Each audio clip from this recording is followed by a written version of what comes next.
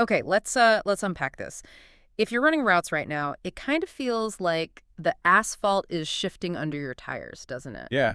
There's this hum of change, maybe even, well, pressure coming from everywhere, new rules, all this flashing tech, the constant squeeze on the bottom line. It's like Mm. the road you thought you knew is getting rerouted and maybe not always in, your favor.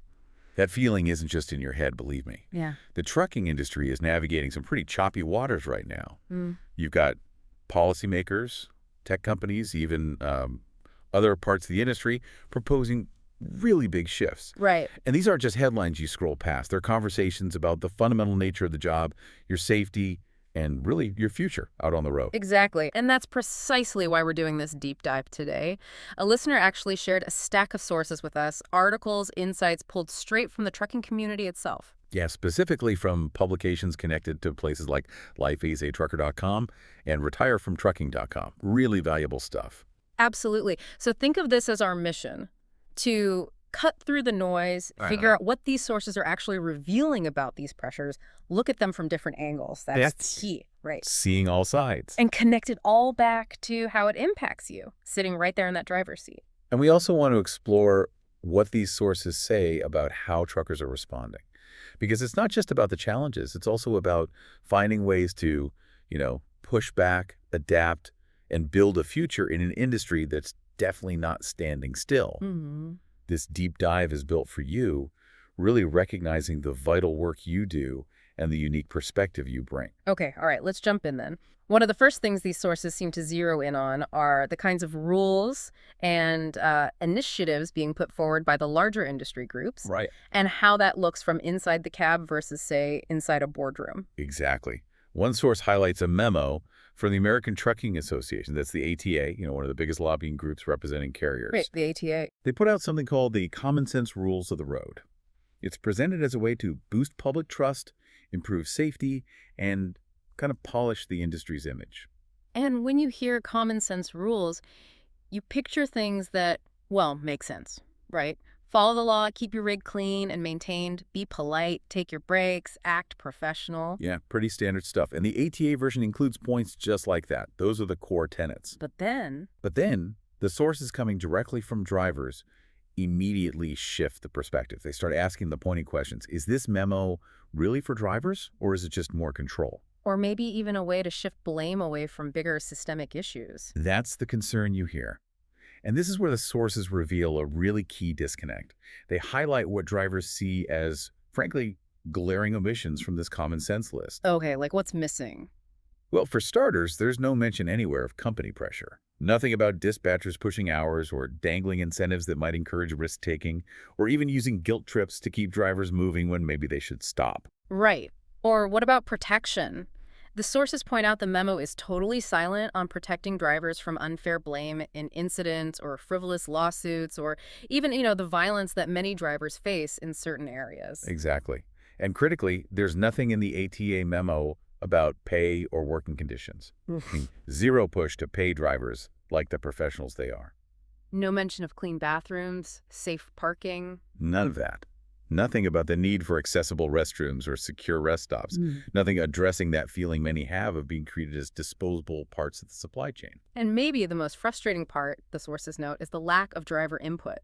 These rules were written about truckers, but not with them. Which just reinforces that feeling of being controlled rather than supported, right? Totally. And this skepticism, these questions about whose common sense we're even talking about, it's sort of fueled by the ATA's history. Ah, okay. The sources remind us that this is the same organization that has pushed for things like speed limiters, something many drivers feel actually compromises their safety and control. Right, I remember that debate. And they've pushed for regulations that often seem to benefit the mega carriers more than, say, smaller operations or independent drivers. It really makes you wonder who they're truly lobbying for. And this whole discussion about respect, about feeling like you're being told what to do by people who maybe don't fully get your reality, it links right up with another story highlighted in the sources. Which one is that? The Teamsters strike at 10 Roads Express. Oh yeah, that was significant. And the sources frame it perfectly. That strike wasn't just a negotiation over numbers on a paycheck, although fair pay was absolutely a big part of it, especially with costs going up. But fundamentally, the sources called it a power play about how drivers are treated. It was a demand for dignity, for recognition for the people who actually move the freight. And drivers standing together, that led to real results in that tentative deal, didn't it? It sure did. Reports from the sources indicate wins not just on pay rates, but significant improvements in healthcare, like lower out-of-pocket costs, better benefits overall, That's huge. and stronger job protections to prevent arbitrary layoffs, plus the establishment of a real grievance process. Those gains came because drivers were, as the source put it, willing to take a stand and park their trucks. That feels like such a crucial insight coming from these driver-focused sources, while official bodies like the ATA put out guidelines that maybe feel disconnected. A little tone deaf sometimes. Yeah, exactly. Real change, real demands for respect seem to come from drivers organizing, speaking up, and demonstrating their own power. The 10 Roads Express strike is painted almost like a warning shot to the industry. Like, if you don't treat us right, we'll park it. Precisely. It shows that drivers aren't just subject to these external pressures. They can actively push back and fight for better conditions. And it really underscores that idea we mentioned, seeing issues from all angles, like Hervey from life, as a trucker often talks about. From the driver's viewpoint, these aren't just rules or labor disputes. No. They're about control, they're about respect, and they're about the basic ability to earn a living safely and fairly. Okay, so speaking of these external forces shaping things, let's pivot a bit from the current labor dynamic to some major policy and technology shifts being discussed, things that could really reshape the literal road ahead. Yeah, this is where things get really interesting and maybe a little concerning depending on your perspective. One of the most significant proposals covered in the sources is the Autonomous Vehicle Acceleration Act. Okay, AVs. This always is a lot of talk. It does. It's a proposed federal bill aimed at creating a single set of national rules for self-driving vehicles. The goal is to standardize regulations across states, make testing easier, and this is the big one, remove the requirement for a human driver in many commercial vehicle scenarios. Wow. Okay. So the pitch from the tech companies and lawmakers is all about faster deployment, right? Boosting investor confidence. And the public story is always efficiency and safety. That's the narrative. Yeah. They see it as the inevitable positive future. The driver's perspective. Well, from the driver's perspective, as highlighted really powerfully in the sources, this bill sounds major alarm bells. The most immediate threat, obviously, is the potential for hundreds of thousands of jobs, skilled jobs needing a CDL to just disappear. That's a staggering number. And job loss isn't the only worry, is it? Not at all. The sources raise serious questions about safety. They describe these systems still as, well, glitchy. Glitchy isn't good for an 80,000-pound truck. Exactly. They point to real-world examples, places like San Francisco where AVs have stalled out, blocked emergency responders, or been involved in crashes that, frankly, left human drivers scratching their heads. And then there's the whole liability mess. Who's responsible when something goes wrong? That's a huge question mark. The sources indicate the legal framework is nowhere near clear. It leaves so much unanswered. And while you hear talk about reskilling displaced drivers, Yeah, what does that even mean? the sources suggest there's a real lack of concrete plans or, viable options actually being offered. It feels like an afterthought. And that feeling of being excluded pops up again here, doesn't it? Drivers feeling like laws are being written about us, not with us. Absolutely. Determining their future without their input. This issue really shows all those different angles in the industry conversation. How so? You've got the tech sector pushing hard for rapid innovation. You have lawmakers focusing on perceived efficiency gains. Then you have unions and drivers seeing a very clear threat to good blue-collar jobs and raising valid safety flags. Right. And even rural communities are worried, not just about job losses, but about becoming test grounds for technology that might not be ready, stressing their infrastructure. Okay, so that's one major policy question mark. But there's another one getting traction in Congress, also mentioned in the sources, the idea of allowing heavier trucks on the highways. Yes, the weight limit debate. Right. This proposal could potentially raise the maximum weight limit from the standard 80,000 pounds up to 91,000 pounds. That's a big jump. It is, but it would require rigs equipped with 6 axles instead of the usual 5. Supporters argue it's about efficiency.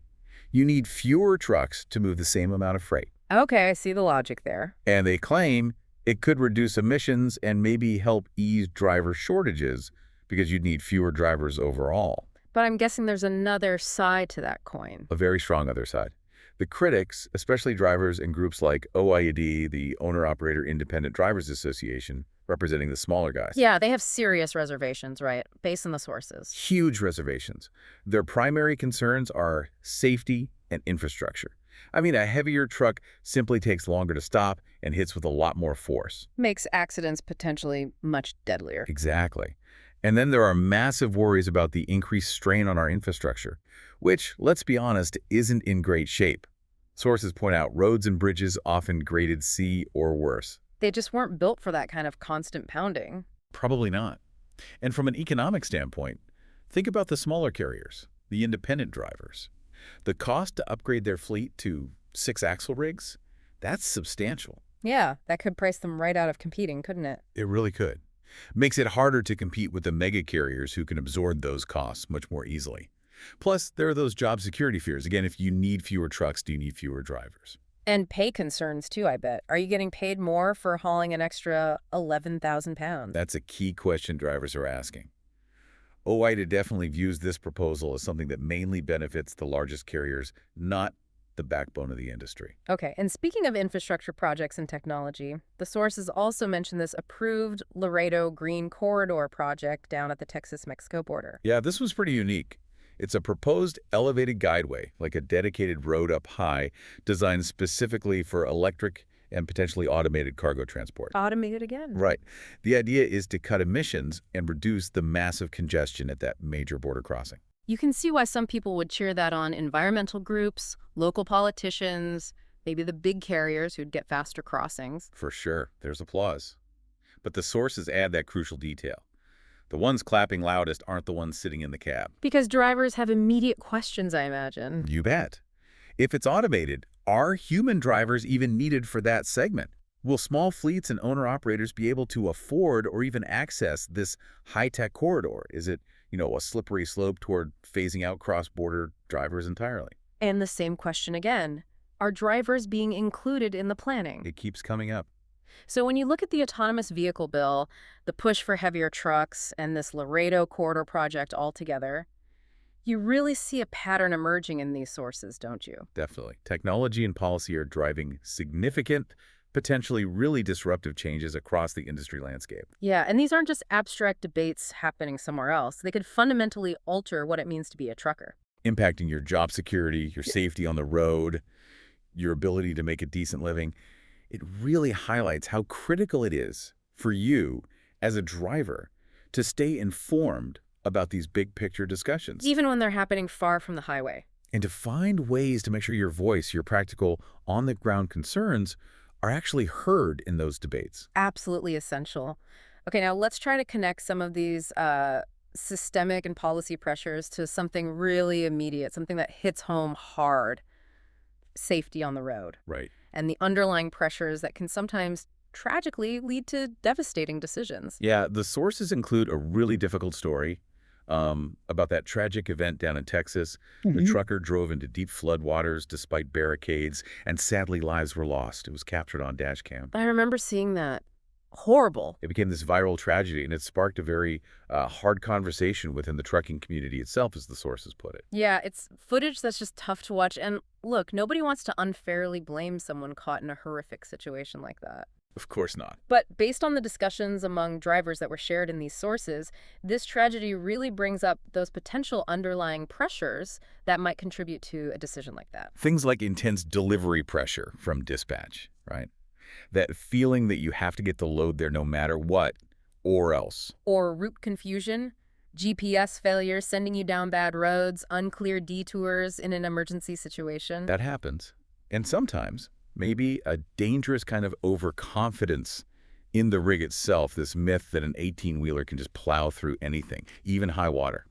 Which it can't. Absolutely not. Uh-uh. And potentially a lack of specific training on certain hazards, like flash floods or how to navigate unexpected large-scale road closures effectively. The reactions from drivers in the comment sections of these sources, they were incredibly strong and clear, weren't they? Overwhelmingly so. Just message after message like, you never go into water you can't see the bottom of, period.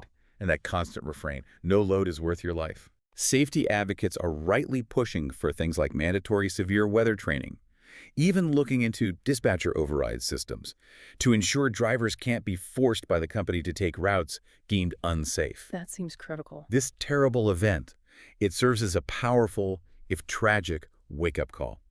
For trucking schools, for fleets, for policymakers. It points to gaps in training, the desperate need for real-time, reliable road hazard data, Hmm. and the absolute necessity of empowering drivers to make those critical safety calls without fear of being punished, losing pay, losing loads, or even losing their job. And the simple life-saving message that the sources keep reinforcing is just timeless, isn't it? Turn around, don't drown. Exactly. That water doesn't care about your logbook, it doesn't care about your deadline, it doesn't care about dispatch breathing down your neck. And linking this back to our earlier points, the delivery pressure in that tragic incident, the company pressure revealed in the strike and the ATA discussion, the potential job pressure looming from AVs or policy shifts. Yeah, It all just underscores how much constant external pressure drivers are under. it really does. It paints a picture of a very demanding environment. And that pressure, that feeling that factors outside your control or shaping your life on the road, that's exactly why the message coming through from sources like lifesatrucker.com and retirefromtrucking.com seems to resonate so deeply. What message is that specifically? They talk about helping truckers get out on your terms, taking back some control. Ah, okay. Yes, their core mission really seems to be about empowering drivers, giving you tools to take control of your own future instead of feeling like you're just, riding out changes dictated by others. Right. And one proactive strategy highlighted in the sources is training truckers to use things like AI Interesting. to create extra streams of income. Okay, so diversifying. How do they frame that? They frame it not just as a side hustle, but as building a kind of shield against the ups and downs of freight rates, the volatility of the economy. Makes sense. A buffer?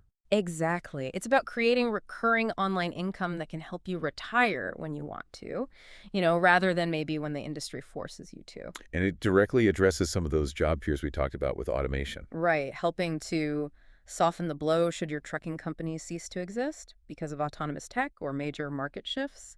It gives you options. And this ties into a really fundamental idea the sources emphasize.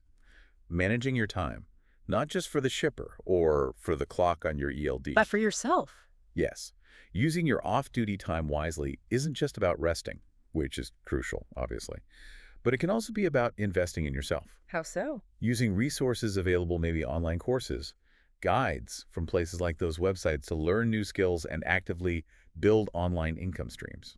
It's presented as a way to take back control of your own future in what feels like a really unpredictable industry right now. Building resilience, building options. It really comes back to that core idea we keep touching on, feeling respected and supported. Mm. Providing drivers like you with clear information about the forces shaping your industry and giving you concrete tools to navigate those challenges and build options for your future, that feels like a powerful way to show respect. It's about planning your next move, but on your terms. Exactly.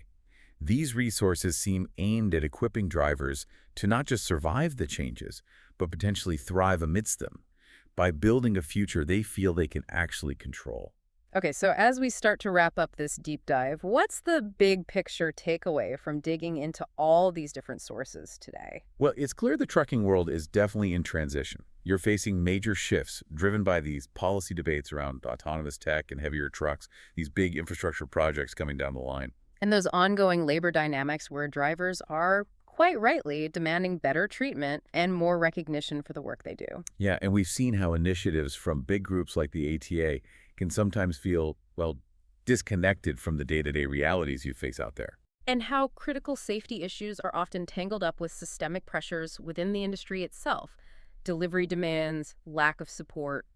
But, and this is important, that sources also make it crystal clear that drivers aren't just passive players in all this. No, definitely not. You have collective power, and we saw that demonstrated through actions like the strike at 10 Roads Express, and you also have the opportunity for individual power. Through that proactive planning. Exactly. Through planning, through acquiring new skills, building that financial independence we talked about, taking control where you can. It really all circles back to that perspective shared in the Life as Social Trucker source, the real value of seeing these complex issues from all the different angles. Understanding the forces at play, yes, but also recognizing your own agency, your own power in the face of them. Which kind of leaves us with this final thought for you to consider. Okay. in an industry where the road ahead can feel uncertain sometimes, and the demands on your time and attention are just immense. Mhm. Maybe the most crucial load you can haul isn't actually the freight in your trailer. What is it then? Maybe it's the blueprint for your own future one that you build intentionally, with skills, with knowledge,